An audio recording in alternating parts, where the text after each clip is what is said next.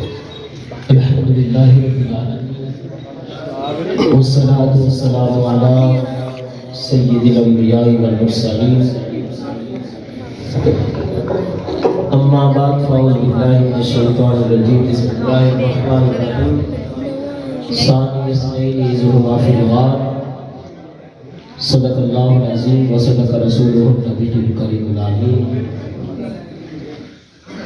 ان اللہ وملائکتہ یصلون علی النبی یا ایھا الذین آمنوا صلوا علیہ وسلموا تسلیما الصلاۃ والسلام علیک یا سیدی یا رسول اللہ الصلاۃ والسلام علیک یا سیدی یا حبیب اللہ الصلاۃ والسلام علیک یا سیدی یا رحمۃ للعالمین وعلی آلک واصحابک یا سیدی یا خاتم النبیین بندہ پروردگارم امت احمد نبی دوست دار چار یارم تابع اولاد علی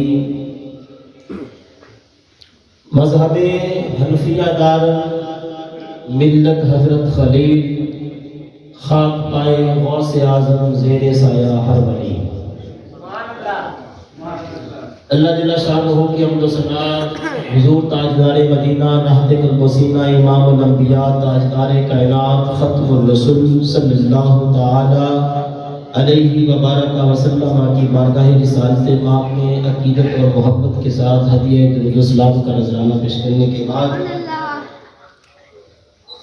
مسند صدارت پہ جلوہ فرما استاذ العلماء پیکری اخلاص و محبت حضرت علامہ مولانا صاحبزادہ قاری محمد اصغر اشرفی نوری صاحب دعوت فیوزو پرنسپل جامعہ خلیل اکبر استاذ العلماء مجاہد اہل سنت حضرت علامہ مولانا صاحبزادہ محمد عبداللہ اشرفی نوری صاحب دعوت برکاتہ العالیہ اور آج کی اس بزم کے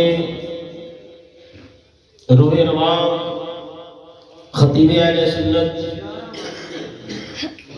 ابو ضیاء حضرت علامہ مولانا محمد عمران ساجد نوری صاحب دیگر کثیر تعداد میں علماء کرام میں سبھی کی تعارف کی طرف جاؤں تو وقت میرے پاس بالکل تھوڑا سا ہے سبھی میرے سر کا تاج ہیں سبھی مجھ سے زیادہ علم والے ہیں میں سبھی کا نوکر و خادم ہوں دو باتیں میں نے آپ سے کرنی ہے انشاءاللہ اس کے بعد دعا ہو جائے گی یاد رکھنا یہ تاجدار صداقت کانفرنس جو کہ اسی مسجد کے اندر پہلے بھی ہوئی اور اس کے اندر قبلہ نوری صاحب کی بڑی محنتیں ہیں کاوشیں ہیں کی محبتیں ہیں کہ یہ ہمیں اکٹھا کرتے ہیں اور آپ حضرات کافی دیر سے تشریف فرما ہے یقیناً یہ لمحات تو بڑے قیمتی ہیں کہ اس پرفتن دور کے اندر جب ایک فتنہ اٹھے جو تاجدار صداقت کی ذات پہ کام و تسنی کر رہا ہو اور حضور کے غلام سیدنا صدیق اکبر کی عظمت کے قصیدے پڑھ رہے ہیں تو یہ بڑے قیمتی لمحات ہیں یاد رکھنا نبی دو عالم علیہ السلام کی زندگی کے دو سفر جو ہیں بڑے اہم ترین سفر تھے دو سفر ایک کا ذکر جو میں نے قرآن مجید کی آیت پڑھی اس کے اندر ہے ایک سفر جو ہجرت کی رات کا سفر تھا اور دوسرا سفر جو معراج کی رات کا دو سفر میرے نبی نے ایسے کیے جو زمینی سفر تھا اس میں میرے نبی کے ساتھی جناب سیدنا صدیق اکبر رضی اللہ تعالیٰ اور جو معراج کا سفر تھا اس میں میرے نبی کے ساتھی جبریل امین تھے لیکن ایک بات کی طرف توجہ دلانا چاہتا ہوں جو معراج کی رات کا سفر تھا جو کریم آقا کے ساتھی تھے وہ سدرہ کے مقام پہ رک گئے، سدرہ کے مقام پہ وہ رک گئے، اور جو ہجرت کی رات کا سفر تھا وہ ایسے ساتھی تھے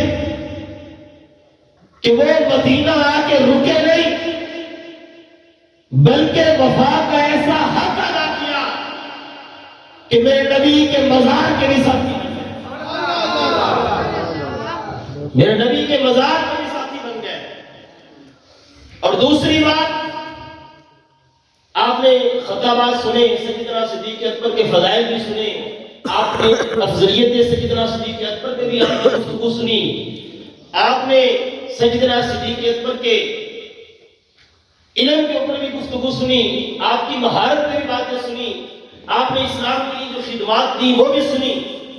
ایک بات جو آپ اکثر سنتے رہتے ہیں، اس بات کی طرف میں نے اشارہ کر کے اس کے بعد اجازت چاہیے، وہ کون سی بات ہے؟ وہ بچہ جانتا ہے، بچہ جانتا ہے کہ سیدنا صدیق اکبر رضی اللہ تعالیٰ آپ کے بارے میں عمر پاک یہ کہا کرتے تھے کہ میری زندگی کی ساری نیکیاں ایک طرف اور ابو بکر کی ایک نیکی، اللہ ماشاءاللہ، ابو بکر کی ایک نیکی۔ اب توجہ اس بات کی طرف کرنے ہے، کیا سیدنا فاروق اعظم کے پاس نمازیں تھوڑی تھی؟ کیا سیدنا فاروق اعظم کے پاس روزے تھوڑے تھے؟ کیا سیدنا فاروق اعظم نے اسلام کی خدمت نہیں کی؟ کیا سیدنا فاروق اعظم کہ مراد رسول ہونے میں کچھ شک تھا؟ سب کچھ تھا۔ سیدنا فاروق اعظم کے پاس علم بھی تھا، عدالت بھی تھی، عبادت بھی تھی، مراد رسول بھی تھے۔ سب کچھ ہونے کے باوجود یہ تبادلہ کرنا چاہتے تھے کہ ابو بکر میری زندگی کی ساری نیکیاں لے لو، ایک نیکی مجھے دے دو۔ کبھی غور کیا کہ وہ نیکی کون سی تھی؟ کبھی غور کیا اس نیکی کی اتنی اہمیت کیوں تھی؟ وہ نیکی اتنی قیمتی کیوں تھی؟ وہ نیکی اتنی بھاری کیوں تھی؟ وجہ کیا ہے؟ آپ نے غار کا واقعہ بھی سارا سنا، آپ نے ساری گفتگو سنی، میں وہاں سے ایک نقطہ اٹھا کے یہ بات سمجھانا چاہتا ہوں، ایک نقطہ اٹھا کے۔ اور آج کی یہ تاجدار صداقت کانفرنس جو ہو رہی ہے، اس کانفرنس کو کرانے کا مقصد اور یہ تسلسل کے ساتھ اس طرح ہو رہی ہے، اس کی اہمیت اسی نقطے کے اندر بیان کر کے میں اجازت چاہوں گا۔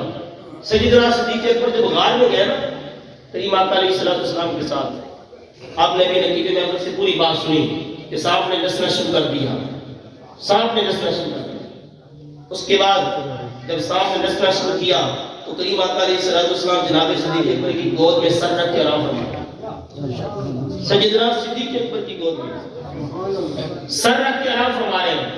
یہاں یہ بات سمجھنے سے پہلے، یہ نقطہ سمجھنے سے پہلے ایک بات کی طرف اشارہ کرتا جاؤں۔ علماء بیٹھے ہیں، میرے محسن بیٹھے ہیں، ان کی خدمت میں تو میں صرف ایک سبق سنا رہا ہوں، اشارہ آپ کی طرف ہے۔ سبحان اللہ۔ جناب علی نبی کریم علیہ السلام کا یہ فرمان ہے کہ جو نیکی جس جگہ پہ کی جائے، جو نیکی جس جگہ پہ کی جائے، کل قیامت والے دن وہ جگہ اس کے بارے میں گواہی، سبحان اللہ، وہ جگہ گواہی دے۔ اگر بندے نے مسجد کی چٹائی پہ سجدہ کیا ہے، یہ چٹائی گواہی دے گی۔ کسی بندے کی نیکی کی گواہی مسجد دے گی، کسی بندے کی نیکی کی گواہی استاد دے گا، کسی بندے کی نیکی کی گواہی پیر دے گا، کسی بندے کی نیکی کی گواہی محلے دار دیں گے، کسی بندے کی نیکی کی گواہی گھر والے دیں گے، کسی بندے کی نیکی کی گواہی کعبہ اللہ دے گا، کسی بندے کی نیکی کی گواہی مدینے کی گلیاں دے گی۔ اب ایک نیکی ابو بکر کے پاس بھی ہے جس کے بارے میں عمر پاک کہا کرتے تھے میری زندگی کی ساری نیکیاں لے لو، ایک ابو بکر کی نیکی مل جائے۔ وہ نیکی کون سی تھی؟ سانپ ڈس رہا تھا، زہر جسم میں پھیل رہا تھا، سیدنا صدیق اکبر کو تکلیف ہو رہی تھی، ایک طرف موت سامنے ہے، سانپ ڈس رہا ہے، جسم میں زہر پھیل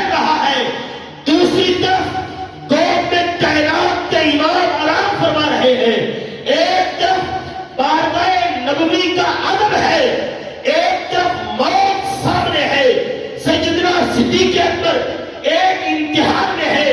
اگر حرکت ہوتی ہے جسم کو تو بارگاہ نبوی کے آداب میں فرق آتا ہے. اگر حرکت نہیں کرتے تکلیف میں اضافہ ہو رہا ہے.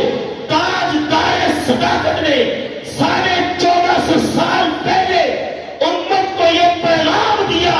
جب بات آ جائے عزت رسول کی، جب بات آ جائے آداب نبوی کی، جب بات آ جائے کریم آقا کے ادب کی، پھر موت سامنے بھی ہو موت کو چون کے گلے لگایا کرتے ہیں اور امت کو بتایا کرتے ہیں. جہاں صدیق غار کا ساتھی ہے وہی صدیق اکبر حضور کی وفات کا بردار بھی ہے.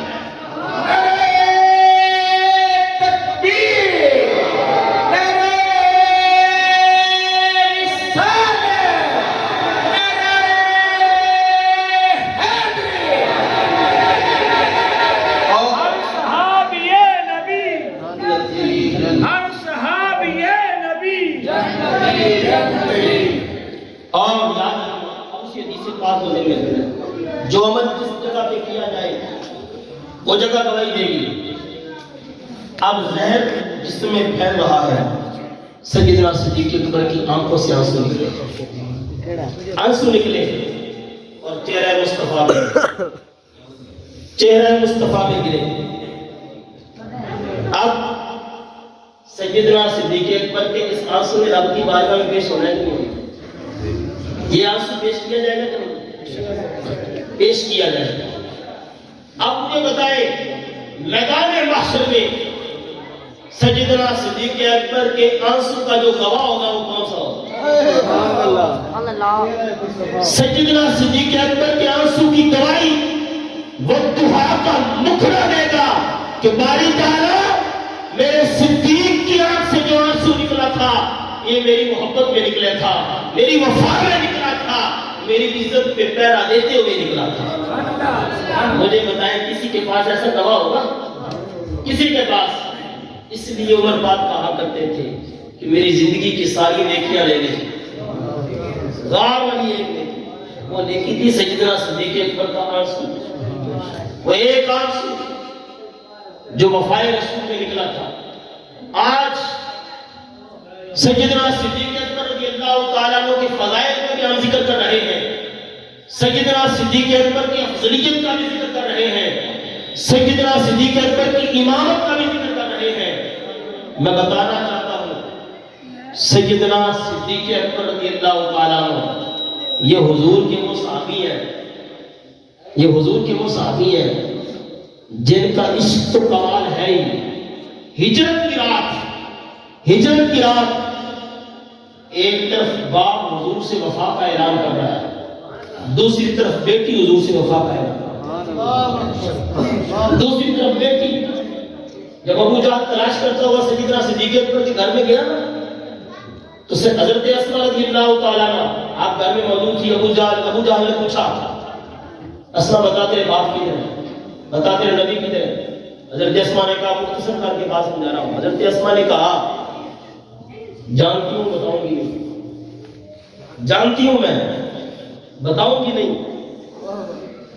ایک طرف غار کے اندر باپ حضور کی عزت پہ پیرا دیا ہے. ابو جہل نے مارنا شروع کر دیا، چہرہ زخمی ہو گیا. مختصر بات کر رہا ہوں. جب ملاقات ہوئی نا سیدنا صدیق اکبر کی اپنی بیٹی سے، کہا بیٹی تجھے تیرا چہرہ زخمی ہے، کیا ہوا ہے؟ بیٹی نے عرض کیا ابا جی حضور جب آپ چلے گئے تھے تو ابو جہل آیا تھا، پھر کیا ہوا؟ ابو جہل نے آپ کا پوچھا تھا بیٹی پھر کیا ہوا؟ ابا جی حضور میں نے یہ کہا. ابو جہل نے پوچھا بتا تیرے باپ کدھر ہے، تیرے نبی کدھر ہے؟ میں نے کہا جانتی ہوں بتاؤں گی نہیں. علماء بیٹھے، میں ذمہ داری سے بات کر رہا ہوں، علماء بیٹھے ہیں. سیدنا صدیق اکبر نے فرمایا بیٹی تو کہہ دیتی کہ میں جانتی نہیں ہوں تاکہ تیرے اوپر کوئی تشدد نہ کرتا، ظلم نہ کرتا. اور جنگی حکمت عملی میں اس طرح کے جملات بولنا کوئی جرم بھی نہیں ہے. تو کہہ دیتی کہ میں جانتی نہیں ہوں. حضرت اسماء رضی اللہ تعالیٰ عنہ آپ نے جو جواب دیا خدا کی قسم وہ موتیوں میں کرونے کے کام ہے. آپ نے فرمایا ابا جی حضور میں نے ابو جہل کو جواب دے کے دو کام کیے ہیں.